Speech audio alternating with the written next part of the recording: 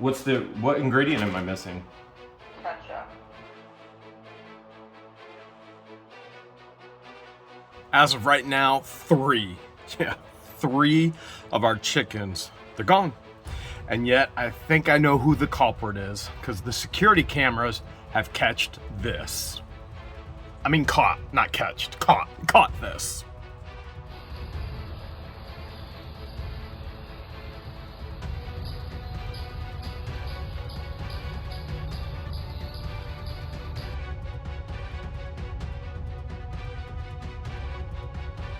So I ran out to Tractor Supply and I got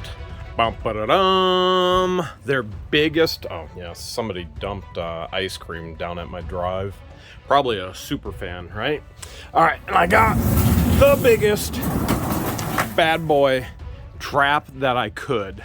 And since they love chicken so much, I have this crock pot chicken that George made and it never got eaten because of certain things happening in the household. So I'm gonna take this right here and I'm gonna place it where the last chicken was taken and see if I can catch this coyote.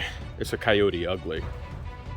You can see right here, this is the 3rd chicken that was taken, and I actually chased the coyote off with the gator. So I was on the gator going to take care of the chicken, which are all the way back in there, and the coyote was right over here and had one of the silkies in its mouth. My guess is, if we were to look out over here, coyotes, they breed and they have their dens and their pups during the spring, which we're kind of late spring right now, and during the fall, they have their litters, and they typically they dig dens into the side of ravines like this.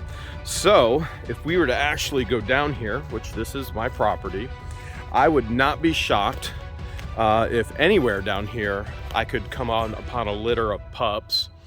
There's ravines everywhere, and the direction of the coyote in the cameras continues to go down here. So that's my guess. My guess is down here, it might be mom feeding pups. We're gonna get mom, and then we're gonna try and find the pups. Got it all set up here, right in the way of where I think the coyote's gonna come. It's kind of a nicer trap here. You can actually lift the back up and look at all that juicy chicken. That's kind of like spoiled juicy chicken. What I'm gonna do, even the juices, everything, I'm just probably gonna work that a little bit more. You know, I don't want a raccoon coming and pulling it through. I want the coyote to actually go through. And then with the Tupperware here, I'll just throw that back in the sink, take care of that later. And then what I would want to do is, come on, I want to latch that right there. So as of right now, we're set. Coyote love meat. Chicken, beef, I mean, pretty much anything, ham, pork, poultry, which is still chicken. So that's why I'm using the chicken. It's already gone bad, so why not continue to use it? Now, typically coyote, they come out during the nocturnal hours at night, right? This coyote's been coming out during the day. That's why I think it's either mom feeding pups or it's maybe a male with a disease, one or the other, because that's really bold for it to come out during the day. Let's set the trap, which it already is. Let's see what happens tonight or tomorrow, maybe the next day. Coyotes love to hang out around bird feeders too. Now, I've got 2 of them right now here for George. Look at this. There were 20 chipmunk out here today. They scurry up the pole and then they jump on over here, acrobatics, and they've emptied that bird feeder completely and totally clean.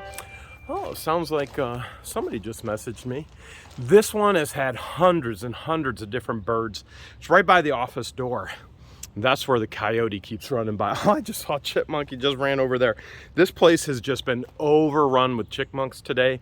I'm telling you, 20, if not more, just playing and feeding, and then hundreds of birds. It's been incredible. But the coyotes will also come to your bird feeders because they love to eat rodents. So you got to be careful of that too, especially since we have more bird feeders going up. Last night's spot for the trap down there didn't work. Again, here we are right here at the chicken coop. really early in the morning, but a security camera just went off. And as you'll see, because I'm going to show here, the coyote just ran through here. So I've got the trap. I'm going to set it up here. And since it's coming out during the day, I'm hoping that I'll catch it right here during the day.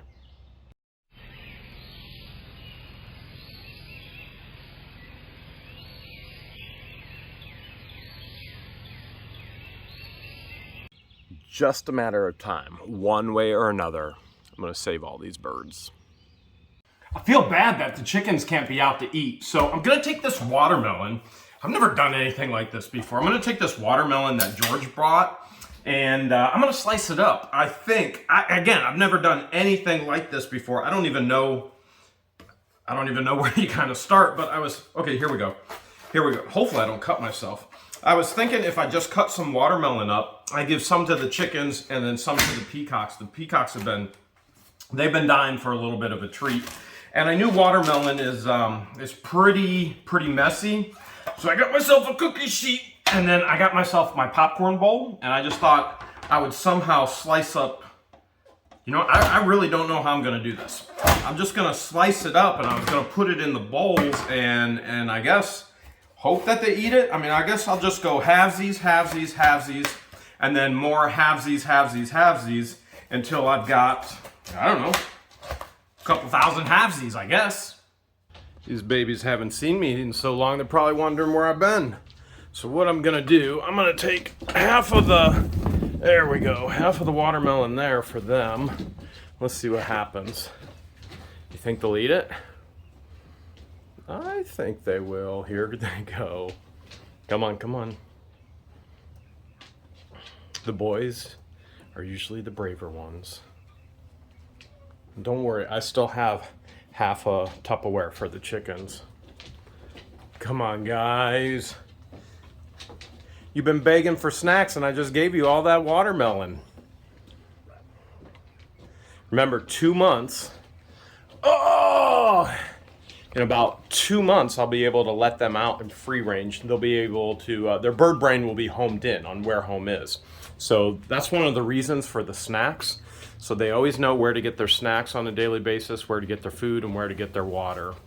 And sooner rather than later, we'll get them out of their little hut here, out of the peacock playground, and we'll get them out on Hale's Headquarters, or Hale's Haven. Let's go feed the chickens. Hey, babies. Started with 18, down to 16. I'm just gonna clear a spot right here, right there in the concrete, like so. And then we'll dump that water. Oh, here they come a-running. I think they're gonna be a little bit more into it quicker than the peacocks. Yeah, they're all over it already. They don't even care that I cleared a spot. Look, they're fighting over it. Come on, get it. I know you guys like it. Come on and get it. It's watermelon. It's your favorite. Okay, maybe not everybody's favorite. I mean, some people like. All right, they're dancing. It's a watermelon festival of dance right now. All the chicks be out on the chicken strip pole dancing. It's a dance off. George, remember everybody who's concerned a snake would get in the chicken coop? Yeah. There's our first one. Where? You don't see it? No. Is that a gardener snake? That is not a gardener. Not a gardener, but not venomous either. What is it? I don't know what kind it is. I'll have to look that one up. Zoom in. Have to look that one up for sure. You think that's I think that might just be a rat snake. I don't know. Nope. No venom pits. That's a nice size too. Probably looking for some eggs. Mm-hmm. Think you found any? Mm-mm. You in the wrong coop, homie. Let him stay here for the night, then move him in the morning? No, he needs to get away from my babies. You can't do anything to your babies. I don't like it. Alright, I'll grab the fork and fork him. These guys are eating now. I can't let the chickens out until I catch the coyote. And the peacock have a net, so coyote hasn't even tried to touch the net. At least the peacock are enjoying the watermelon now. And the chicken are enjoying it too. I know, I'm a mess. Just got out of bed. Time to go see if we caught that coyote. But before we go, got a couple things here prepped for the birds. This one, that's pineapple, tomatoes, a little bit of dessert bread. And this one here, that's carrots, potatoes, and cat food for the peacocks. So pineapples and tomatoes are for the chickens, and the potatoes, cat food, carrots, that's for the peacocks.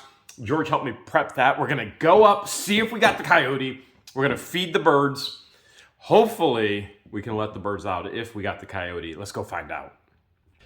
I have a security camera of the coyote coming right up through here yesterday, up to the trap. It was actually about 2:30 last night.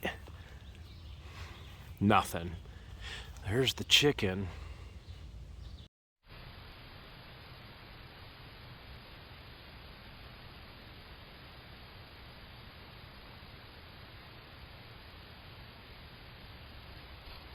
After I got that video last night, I was watching some other videos about how to get a coyote, and it seems like mackerel, yeah, holy mackerel, is the best bait. So I'm gonna have to figure this out a little bit. The coyote definitely came up to the trap. The coyote did not go in the trap. I've got to bait it better so we can let these chickens out again. Let's see how the old girls do. Oh, that is a lot of goodness right there. Look at all that pineapple and tomato and... oh, it's like they know what's coming. Let's go see them. Oh, here we go, babies. Here we go. That's from Mama. That's from Mama. She's sick. Dig in. It doesn't look like they like the husk of the watermelon. I thought they'd go a little bit more crazy for that. Dig in, babies. Look at all you babies. They like the pineapple. So we figured out this one right here, this is a rooster. It's normal to get a rooster, even though when you're buying all hens, sometimes it's not the easiest thing in the world to find out if they're male or female. It's tough looking underneath those feathers. Woo! All right, let's go see how the peacock babies are doing. Mama has a present for you guys. Here you go. Cat food, your favorite. Let's see how they do. And they're hesitant. They're getting used to the camera. One of the females was letting George pet her the other day. There we go, we got a bold male. Yeah, dig on in. Guys, there's all kinds of potatoes and carrots and cat food and flavored bakery bread. Oh, come on, dig in, guys. It's from Mama. I think I'm just gonna have to go get a picture of George and wear it on my face so they know it's from Mama. Maybe get a wig, cut my knees off, lose a couple feet. Maybe that'll work. Unless, nope, they're not eating yet. I definitely have to go do that. Whew, it's working. Oh, wait, no, I didn't. I didn't put the face and the wig and all of that on. I still have my knees and everything below it. They just started to eat. The previous owners were over today because I asked them to swing on over. Had a little gift for them. I took one of their old Super 8 videos and I put that on DVD for them. And I'm going to show that to you here soon as well. When they originally started to cut all the trees for the drive for the home. One of the things they shared with me is often during the day out the office window here, they would see coyote. That's not normal. Coyote are nocturnal hunters. And so for whatever reason in this area, in this forest, the coyote have no problem coming out during the day, which means I have to take care of the situation. Good thing I went and I got some supplies. But before that, here's cutting the original drive into the property. A quick trip to Walmart and I've got my chub mackerel and it smells so bad, but I want all that nasty water and that fish stank to lure in the coyotes. I also have some ground beef. I've already sliced that. And I'm gonna put a little bit of vegetable oil in there as well. So I've got 2 bags here. I'm gonna put 1 can in 1 bag and oh, that is so bad. This can will not be staying in the garbage here. And then I'm gonna dump, say I'm making 2 baits. One for later and then one for tonight. We've got to catch this coyote. Oh, please don't spill. Oh, it touched me. It smells so bad. Okay, you can see the chunks in there. I actually got it on the counter. George is gonna kill me. All right, so what we're gonna do, we're gonna take half of this ground beef as well. Half the ground beef is gonna go in one, half the ground beef is gonna go in the other, and we're just gonna mash it all together in the bags to make our coyote bait. And maybe a little bit more over here, and then all of this is gonna go over here, and this has gotta be one of the grossest things I've ever done. I'm gonna put some vegetable oil in there as well to help me mash. And I'm gonna throw some salt in there to help the rot, just in case we don't collect the coyote tonight and the bait's gotta sit there a couple days. I don't want it to rot right away and scare all the animals off. Now we just take our secret recipe, we squeeze all the air out, we seal it up, and we mash, and we mash, and we mash. George is resting, I've got her on the phone. George, this stinks so bad, can you smell it through the phone? Oh, it's so bad, baby. You're so lucky you're not down here right now. This is sick. The mackerel is just insanely gross. But this is what's gonna bring the coyote in. Based on what I heard, and based on what I saw, and based on what I read, this is the secret recipe here. A little bit of ground beef, a little bit of mackerel, a little bit of salt, a little bit of vegetable oil, and mush it all up. You're missing an ingredient. What ingredient am I missing? Ketchup. You know what? She's right. I am. I'm gonna put some ketchup in here too. I'm up here at my trap. I got George who put me in her trap. She's on the phone. We're one of those weird couples that if you can't be with them while they're doing something, we always seem to be on the phone with each other while we're doing something, right? Is that weird? Mm-hmm. Is that weird or is that not weird? It's normal for us, maybe weird to others. Normal for us if this person is doing one thing and the other can't participate. For our relationship, it's just normal that we enjoy being with each other through everything. So what I've got is I've got a cooking or a mixing bowl that George let me know where it's at. I'm gonna put my bait in there, and then I'm gonna put some bait right out here. I'm gonna kind of bait it so that the coyote goes right inside and then goes to the bowl in there. If I don't catch this coyote tonight after seeing it, I don't know how many times, day after day after day, during the day, during the night, I don't know what else to do except stay up all night and just wait. What I've done is put branches on either side of the coyote trap here. That's kind of just to funnel the coyote right in like it would be a dog den. It's not really for camouflage. I mean, you can tell that. I just want to be able to funnel it in and see if we can trap it. I could put a whole lot more of branches there. But George, you want ice cream, right? Uh-huh. All right, I gotta get my baby some ice cream. This morning, George wants me to give her secret recipe to the birds for breakfast. Which is what, George? Spaghetti and meat sauce. So we've got some leftover spaghettis, and George tells me not to finally cut them. So I'm finally cutting them. I'm gonna make 2 plates for today, one for the peacocks, one for the chickens. 2 plates for tomorrow, one for the peacocks, one for the chickens, because we've got a lot of spaghetti here. I've got broccoli, I've got roasted corn, I got the sauce. Do you got the sauce? We got it. I got green beans. We're gonna make up quite a few plates here, and we're gonna see, did we finally catch the coyote? Because the chickens aren't able to come out until we actually do catch that wily coyote. Should probably get this into force here. All right, some spaghetti-o. Uh-oh, spaghetti-o. I already have some apple core on there as well from my morning apples, which I'm out, which means I gotta go get apples today. All right, that's a good amount there. I bet you never knew you could feed spaghetti to the chickens, did you? Or the peacocks. They love it. Any type of table scrap, they'll eat it. It's a treat for them. You know what I'm thinking? I should throw some mealworms in here too. What do you think? You could do that. All right. You know what? I think that's genius. We're gonna throw in a dash of mealworms. It's gonna spice this right up. You're used to Jeremy rigging, but what would we call this session right now, babe? Cooking table scraps with Jeremy. Not bad. I think we could get a little bit more creative than that. A little bit more clever. Now, I'm using a cookie sheet as my cutting board because I don't know where our cutting board is, and the cookie sheet keeps all the mess inside. So, there you go. There's some more Jeremy rigging.